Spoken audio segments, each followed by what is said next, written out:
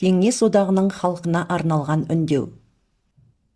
Құрметті менің көрермендерім, ендігі кезекте Кеңес одағының ұлы көсемі Иосиф Виссарионович Сталиннің фашистік Германияны жеңуіне байланысты 1945 жылдың 9 мамырында кеңес халқына радио арқылы жасаған үндеуін ұсынып отырмыз. Бұл үндеуді оқыған, не болмаса естіген жандар бар шығар. Дегенмен де осы үндеуді дыбыстауды жөн көрдік. Олай болса, тыңдайық. Жолдастар, отандастар, Германияны жеңудің ұлы күні келіп жетті. Қызыл армия мен біздің одақтастарымыздың әскерлері тізе бүктірген фашистік Германия өзін жеңілгенін мойындады және сөзсіз берілуді жариялады. 7 мамыр күні Ремс қаласында капитуляцияның алдын ала хаттамасына қол қойылды. 8 мамырда неміс жоғарғы қолбасшылығының өкілдері одақтас әскерлердің жоғарғы қолбасшылығы мен кеңес әскерлерінің жоғарғы қолбасшылығының өкілдерінің қатысуымен Берлинде берілу туралы соңғы актіге қол қойды. Бұл құжаттың орындалуы 8 мамыр күні түнгі 24:00-ден бастап күшіне енді.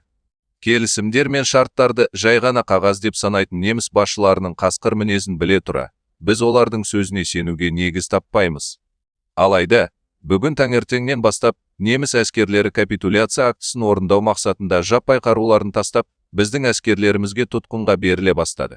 Бұл енді жай ғана қағаз емес. Бұл Германияның қарулы күштерінің шынайы капитуляциясы дегенмен, Чехословакия аумағындағы бір топ неміс әскері әлі де капитуляциядан бас тартып отыр. Алайда, қызыл әскер оны тез арада ақылға келтіреді деп үміттенемін.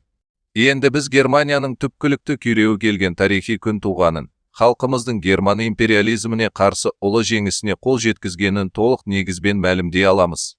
Отанымыздың бостандығы мен тәуелсіздігі жолында біз шеккен зор құрбандықтар, халқымыздың соғыс барысында бастан өткерген сансыз қиыншылықтары мен азаптары, отан үшін атқарылған тыл мен майдандағы жан қиярлық еңбегі зая кеткен жоқ, бәрі де жауды толық жеңумен аяқталды. Славян халықтарының ғасырлар бойғы өмір сүруі мен тәуелсіздігі жолындағы күресі неміс басқыншылары мен неміс үстемдігіне қарсы жеңіспен аяқталды. Бұдан былай, Еуропада халықтар бостандығы мен халықтар арасындағы бейбітшіліктің ұлы туы желбірейтін болады. 3 жыл бұрын Гитлер бүкіл халықтың алдында кеңес одағын бөлшектеу және одан Кавказды, Украинаны, Белоруссияны, Балтық жағалауы мен басқа да өңірлерді ажырату өз мақсатына кіретінін ашық мәлімдеді. Ол біз енді ешқашан бас көтере алмайтындай етіп Ресейді жоямыз деп ашық мәлімдеді. Бұл 3 жыл бұрын болған еді. Алайда Гитлердің ессіз идеяларының жүзеге асуы мүмкін болмады. Соғыстың барысы оларды күл талқан етті. Шын мәнінде Гитлершілердің армандағаны дәл керісінше жағдай орын алды. Германия толығымен күйрей жеңілді. Германия әскерлері тізе бүгіп жатыр. Кеңес одағы жеңісін тойлауда. Бірақ ол Германияны бөлшектеуді де, жоюды да мақсат еткен жоқ. Жолдастар, ұлы отан соғысы біздің толық жеңісімізбен аяқталды. Еуропадағы соғыс кезеңі аяқталды. Енді бейбіт даму кезеңі басталды. Жеңіс құтты болсын, қымбатты менің отандастарым. Отанымыздың тәуелсіздігін қорғаған және жауды жеңген батыр қызыл армиямызға даңқ, ұлы халқымызға, жеңімпаз халқымызға даңқ. Жаумен шайқаста қаза тапқан және халқымыздың бостандығы мен бақыты үшін өмірін құрбан еткен батырларға мәңгілік даңқ.